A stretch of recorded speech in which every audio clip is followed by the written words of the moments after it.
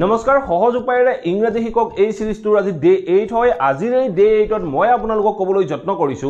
তলত বুজাবৰ বাবে আমি কি কি প্ৰিপজিশন ব্যৱহাৰ কৰিব পাৰো আমি আমাৰ ডে টু ডে লাইফত এনে ধৰণৰ বিভিন্ন বাক্য কৈ থাকো যে কেতিয়াবা আমি কওঁ গছৰ তলত কেতিয়াবা আমি কওঁ ব্ল্যাঙ্কেটৰ তলত কেতিয়াবা আমি কওঁ মোৰ নামৰ তলত বা কেতিয়াবা আমি কওঁ সিৰিৰে তললে যোৱা এনে ধৰণে যেতিয়া আমি ক'ব লগা হয় এই প্ৰত্যেকটো সিচুৱেশনতে আমি বেলেগ বেলেগ প্ৰিপজিশন ব্যৱহাৰ কৰিব লগা হয় তলত বুজাবৰ বাবে কেতিয়াবা আমি আন্ডাৰ ব্যৱহাৰ কৰো কেতিয়াবা আমি বিলো ব্যৱহাৰ কৰো কেতিয়াবা আমি বিনিথ ব্যৱহাৰ কৰো আৰু কেতিয়াবা আমি ডাউন ব্যৱহাৰ কৰো আমি প্ৰত্যেকটো সিচুৱেশনত কোনটো প্ৰিপজিশন ব্যৱহাৰ কৰিম বা কোনটো সিচুৱেশনত আমি কোনটো প্ৰিপজিশন ব্যৱহাৰ কৰা উচিত হবিশেষ জানিবলৈ যত্ন কৰিম আজিৰ এই ভিডিওটোত গতিকে আমাৰ ডে টু ডে লাইফৰ বাবে এই ভিডিওটো অত্যন্ত গুৰুত্বপূৰ্ণ হ'ব আপোনালোকে 1 সেকেন্ডো স্কিপ নকৰাকৈ সম্পূৰ্ণ ভিডিওটো চাবলৈ যত্ন কৰিব মই আপোনালোকক দুই তিনটা এক্সাম্পলৰ সহায়ত কমপ্লিট কনসেপ্ট বুজাই দিবলৈ যত্ন কৰিছো আৰু আপোনালোকেও আপোনালোকৰ ডে টু ডে লাইফত এই বাক্যবোৰ ব্যৱহাৰ কৰিব পাৰিব আপোনালোকে বহুতে ভিডিওবোৰ চাই কিন্তু লাইক কৰি নাযায় আৰু আপোনালোকৰ মতামত মোক জনাই যাবলৈ পাহৰি যায় গতিকে এতিয়াই ভিডিওটো লাইক কৰি লওক আৰু আপোনালোকৰ মতামত জনাই লওক আৰু আপোনালোকৰ লাইক আৰু মতামতে মোৰ ভিডিও বনাত যথেষ্ট মেটাৰ কৰে আৰু আপোনালোকৰ মাজৰ কোনো লাৰ্নাৰ্ছে যদি অনলাইন মাধ্যমৰ জৰিয়তে মোৰ হৈতে স্পোকেন ইংলিশ বা ইংলিশ গ্ৰামাৰ শিকিব বিচাৰে তেতিয়ালে স্ক্ৰিনত ওলাই থকা নাম্বাৰটোত আপোনালোকে মোৰ হৈতে যোগাযোগ কৰিব পাৰে সো আহক এটা ভিডিওটো আৰম্ভ কৰো প্ৰথমে আমি জানিব লাগিব আন্ডাৰ বিনিথ বিলো আৰু ডাউন এই চাৰিটা প্ৰিপজিশনে কি অৰ্থ প্ৰকাশ কৰে আন্ডাৰ বিলো বিনিথ আৰু ডাউন এই চাৰিটা প্ৰিপজিশনে তলত অৰ্থ প্ৰকাশ কৰে আন্ডাৰেও তলত অৰ্থ প্ৰকাশ কৰিব বিলোয়েও তলত অৰ্থ প্ৰকাশ কৰিব বিনিথেও তলত প্ৰকাশ কৰিব আৰু ডাউনেও তলত প্ৰকাশ কৰে সো আমি এই চাৰিটা প্ৰিপজিশন ব্যৱহাৰ কৰিবলৈ যোৱাৰ আগত আমি এই চাৰিটা প্ৰিপজিশনৰ যিটো সিচুৱেশন হয় সিচুৱেশনৰ বিষয়ে বুজি পাব লাগিব আমি এই চাৰিটা প্ৰিপজিশনৰ যেতিয়া সিচুৱেশনৰ বিষয়ে বুজিব পাৰিম তেনেকুৱা ক্ষেত্ৰতে আমি এই প্ৰিপজিশনবোৰ বিভিন্ন বাক্যত ব্যৱহাৰ কৰিব পাৰিম প্ৰথমে আমি চাবলৈ যত্ন কৰো আন্ডাৰ আমি কেনেকুৱা সিচুৱেশনত ব্যৱহাৰ কৰিব পাৰো আমি যেতিয়া কোনো এটা বাক্যত আন্ডাৰ প্ৰিপজিশনটো ব্যৱহাৰ কৰিবলৈ যাওঁ এই আন্ডাৰ প্ৰিপজিশনটোৱে এটা বস্তু অন্য এটা বস্তুৰ তলত থকা বুজাব এটা বস্তু অন্য এটা বস্তুৰ তলত থকা বুজাব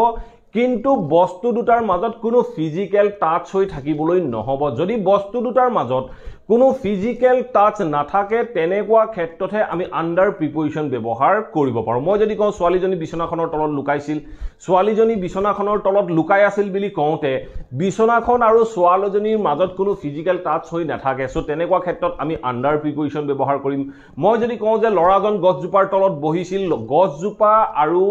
লৰাটোৰ মাজত কোনো ফিজিক্যাল টাচ হৈ নাথাকে তেনেকুৱা ক্ষেত্ৰত আমি আন্ডাৰ প্ৰিপজিশন ব্যৱহাৰ কৰিম সো আপোনালোকে কনসেপ্টটো নিশ্চয় বুজিব পাৰিলে যদি কোনো ফিজিক্যাল টাচ হৈ নাথাকে এটা বস্তু অন্য এটা বস্তুৰ তলত থাকে তেনেকুৱা ক্ষেত্ৰত আমি আন্ডাৰ প্ৰিপজিশন ব্যৱহাৰ কৰিম আমি কেনেদৰে বাক্যত ব্যৱহাৰ কৰিম দুই এটা এক্সাম্পলৰ মাধ্যমেৰে বুজিবলৈ যত্ন কৰো আহক মই যদি এটা বাক্য কওঁ যে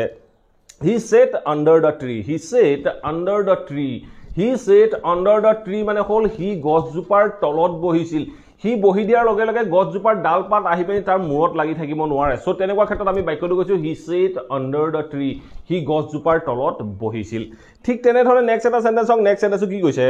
the cat is under the table the cat is under the table মেকুৰীটো টেবুলখনৰ তলত আছিল মেকুৰীটো টেবুলখনৰ তলত সোমাই থাকিলে টেবুলখনৰ তলৰ ভাগ আৰু মেকুৰীটোৰ যিটো বডি পাৰ্ট হয় বডি পাৰ্টটোৱে গৈ কেতিয়াও টাচ কৰি নাথাকে তেনেকুৱা ক্ষেত্ৰত যেতিয়া স্পৰ্শ হৈ নাথাকে তেনেকুৱা ক্ষেত্ৰত আমি আন্ডাৰ প্ৰিপজিশন ব্যৱহাৰ কৰিলো আমি কলো যে the cat is under the table মেকুৰীটো টেবুলখনৰ তলত আছে ঠিক আছে নেক্সট এটা এক্সাম্পল চাওক নেক্সট এক্সাম্পল কি কৈছে she was hiding under the bed she was hiding under the bed তাই বিছনাখনৰ তলত লুকাই আছিল বিছনাৰ তলত লুকাই আছিল বুলি কওঁতে আমি বাক্যটো কলো she was hiding under the bed তাই বিছনাৰ তলত লুকাই আছিল এনে ধৰণে যেতিয়া কোনো ফিজিক্যাল টাচ হৈ নাথাকে দুটা বস্তুৰ মাজত আৰু এটা অন্যটোৰ তলত আছে বুলি ক'বলৈ যাব তেনেকুৱা ক্ষেত্ৰত আন্ডাৰ প্ৰিপজিশন ব্যৱহাৰ কৰিব পাৰে আৰু এটা সিচুৱেশনত আমি আন্ডাৰ প্ৰিপজিশন ব্যৱহাৰ কৰো যেতিয়া আমি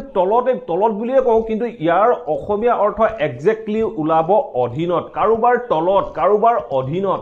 এনে ধৰণে যেতিয়া আমি ক'বলৈ যাওঁ তেনেকুৱা ক্ষেত্ৰটো আমি আন্ডাৰ প্ৰিপজিশন ব্যৱহাৰ কৰিব পাৰো মই যদি কওঁ যে তাই দেউতাকৰ তত্ত্বাৱধানৰ অধীনত কাম কৰে তাই দেউতাকৰ তত্ত্বাৱধানৰ অধীনত বা দেউতাকৰ অধীনত কাম কৰে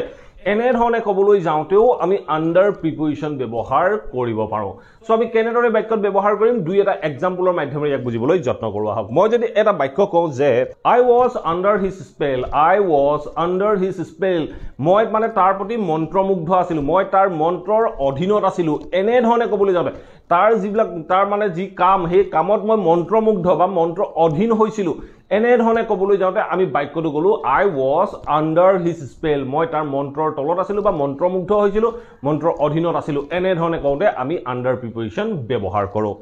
ঠিক আছে এতিয়া সো আমি নেক্সট এক্সাম্পল সো কি কৈছে she works under her father's supervision এই বাক্যটো সো কি ক'লে she works তাই কাম কৰে কোট কাম কৰে under her father's supervision দেউতাকৰ দৃষ্টিত বা দেউতাকৰ তত্ত্বাৱধানৰ তলত তাই কাম কৰে বা অধীনত কাম কৰে এনে ধৰণৰ তলত বুজাবৰ বাবে আমি আন্ডাৰ প্ৰিপজিশন ব্যৱহাৰ কৰিলো মই বাক্যটো ক'লো যে she works under her father's supervision এনে ধৰণে আমি ক'ব পাৰো ঠিক আছে নেক্সট এটা এক্সাম্পল সো কি কৈছে she works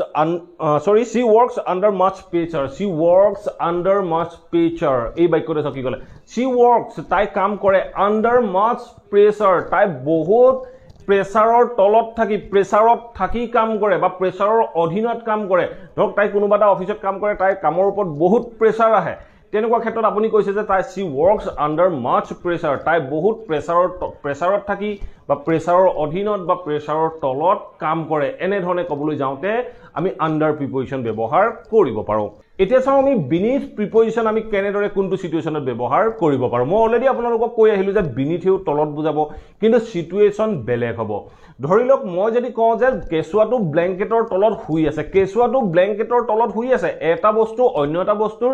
তলত আছে তলত থাকি যদি ই ফিজিক্যাল টাচ হৈ থাকে বিনিথত সদায় ফিজিক্যাল টাচ হৈ থাকিব লাগিব যদি দুইটা বস্তুৰ মাজত ফিজিক্যাল টাচ হৈ থাকে তেনেকুৱা ক্ষেত্ৰত আমি বিনিথ প্ৰিপজিশন ব্যৱহাৰ কৰিব পাৰো ধৰক মই এটা যেটো বাক্য কলো কেচুৱাটো ব্ল্যাঙ্কেটৰ তলত শুই আছে কেচুৱাটো আৰু ব্ল্যাঙ্কেটখনৰ মাজত কোনো গ্যাপ নাথাকে দুইটা বস্তুৰ মাজত ফিজিক্যাল টাচ হৈ থাকিব ফিজিক্যাল টাচ হৈ এটা বস্তু যদি অন্য এটা বস্তুৰ তলত থাকে তেনেকুৱা ক্ষেত্ৰতহে আপোনালোকে বিনিথ প্ৰিপজিশন ব্যৱহাৰ কৰিব পাৰিব সো আমি কেনেদৰে ব্যৱহাৰ কৰিম এটা এক্সাম্পলৰ মাধ্যমেৰে ইয়াকো বুজিবলৈ যত্ন কৰোৱা হওক মই যদি এটা বাক্য কওঁ যে the baby was sleeping beneath the blanket কেচুৱাটো ব্ল্যাঙ্কেটৰ তলত শুই আছিল বুলি কওঁতে আমি বাক্যটো কলো the baby was sleeping beneath the blanket ব্ল্যাঙ্কেটৰ তলত শুই আছিল আৰু দুইটা বস্তু বেবি আৰু ব্ল্যাঙ্কেটখনৰ মাজত ফিজিক্যাল টাচ হৈ আছিল সো তেনেকুৱা ক্ষেত্ৰত আমি বিনিথ প্ৰিপজিশন ব্যৱহাৰ কৰিলো ঠিক আছে নেক্সট এটা এক্সাম্পল সো কি কৈছে the treasure is beneath the floor এই বাক্যটো সো কি কৈছে the treasure মানে হল আমি ধন সম্পত্তি থোৱা এটা বক্স হয় जो treasure to ক'ত আছে the treasure